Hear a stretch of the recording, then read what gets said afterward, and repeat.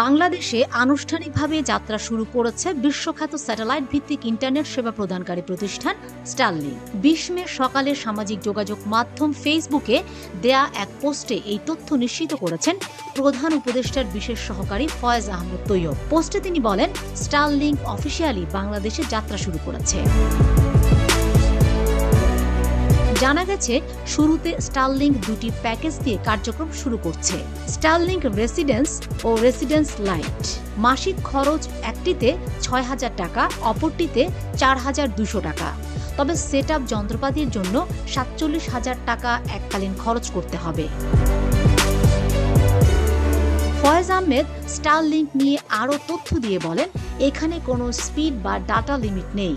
ব্যক্তি ৩০০ MBPS পর্যন্ত গতির আনলিমিটেড ডেটা ব্যবহার করতে পারবেন। বাংলাদেশের গ্রাহকরা এখন থেকেই অর্ডার করতে পারবেন স্টারলিংক।